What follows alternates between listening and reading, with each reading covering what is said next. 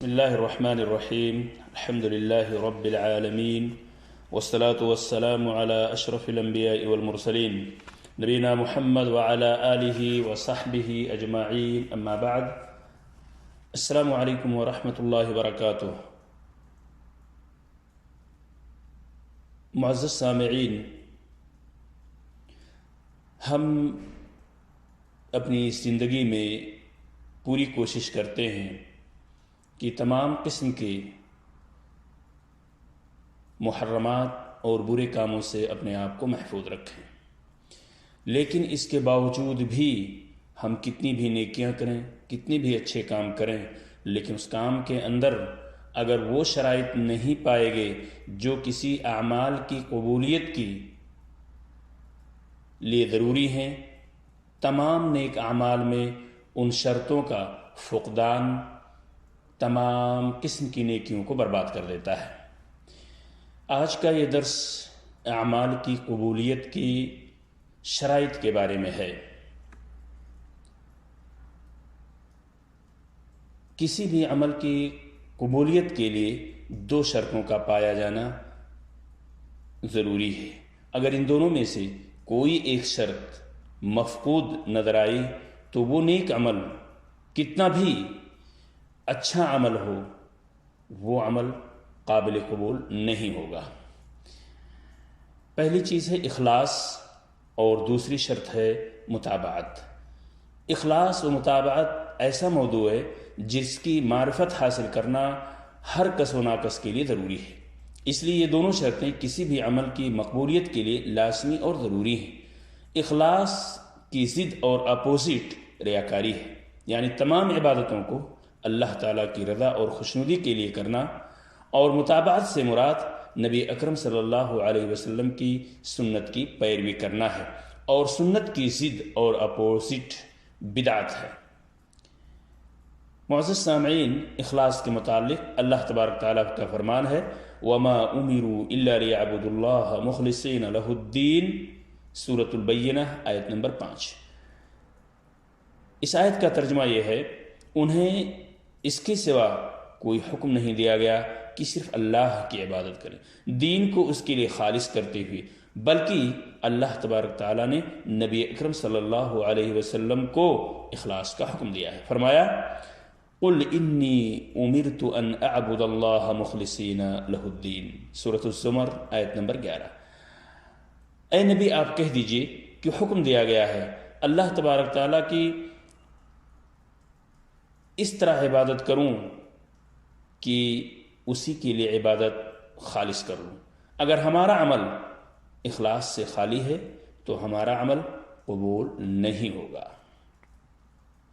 ہمارے لیے ضروری ہے کہ ہمارے تمام اعمال اخلاص اور متابعت کے دائرے میں ہوں۔ اور متابعت کسے کہتے ہیں؟ متابعت کہتے ہیں کہ جو بھی عبادت ہم کریں وہ نبی اکرم صلی اللہ علیہ وسلم کی سنت کے مطابق ہو، عین مطابق ہو۔ اگر ہمارا کوئی عمل سنت کے مطابق نہیں ہے، مخالف ہے، تو وہ عمل اللہ تبارک تعالیٰ کو قبول نہیں، اللہ تبارک تعالیٰ کی قبولیت کے درجے تک پہنچنے کے لیے ناممکن ہے۔ نبی اکرم صلی اللہ علیہ وسلم کا ارشاد ہے، من عمل عملا لیس علیہ امرنا فہو رد۔ جس نے کوئی ایسا عمل کیا اور اس عمل کے بارے میں میرا حکم نہیں ہے تو وہ مردود ہے۔ اس سے بخاری کی روایت ہے، یعنی اللہ تعالیٰ کو وہ عمل قبول نہیں۔ معزز سامعین، اللہ تعالیٰ کا حکم ہے کہ رسول اللہ صلی اللہ علیہ وسلم کی سنت ہمارے لیے شریعت ہے۔ اللہ تعالیٰ کا فرمان ہے، وَمَا آتَاكُمُ الرَّسُولُ فَخُذُوهُ وَمَا نَهَاكُمْ عَنْهُ فَانْتَهُوا وَاتَّقُوا اللَّهَ إِنَّ اللَّهَ شَدِيدُ الْعِقَابِ، سورۃ الحشر آیت نمبر 7۔ اور جو کچھ تمہیں رسول دے اسے لے لو، اور جس سے روکے اسے رک جاؤ، اور اللہ تعالیٰ سے ڈرتے رہا کرو، یقیناً اللہ تعالیٰ سخت عذاب والا ہے۔ اللہ تبارک تعالیٰ فرماتا ہے، الذی خلق الموت والحیات لیبلوکم ایکم احسن عملا، سورۃ الملک کی آیت نمبر 2۔ اللہ تعالیٰ فرماتے ہیں اس آیت کے اندر کہ جس نے، یعنی اللہ تبارک تعالیٰ نے موت اور حیات کو اس لیے پیدا کیا کہ تمہیں آزمائے کہ تم میں سے اچھے کام کون کرتا ہے؟ حضرت فضیل ابن عیاض کہتے ہیں رحمۃ اللہ علیہ کہ آیت کریمہ میں اچھے عمل سے مراد وہ عمل ہے جو اخلاص پر مبنی ہو اور نبی کریم صلی اللہ علیہ وسلم کی سنت کے مطابق ہو۔ اگر کوئی عمل اخلاص پر مبنی ہو اور سنت کے مطابق نہ ہو تو وہ عمل مقبول نہیں، اور جو عمل سنت کے مطابق ہو لیکن اخلاص اس کے اندر نہ پائی جائے تو وہ بھی قابل قبول نہیں ہے۔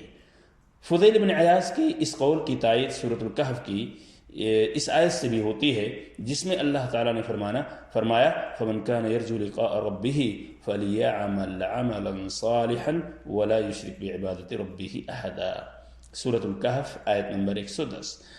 اللہ تعالیٰ فرماتے ہیں کہ جسے بھی اپنے پروردگار سے ملنے کی آرزو ہو اسے چاہیے کہ نیک اعمال کرے اور اپنے پروردگار کی عبادت میں کسی کو بھی شریک نہ کرے۔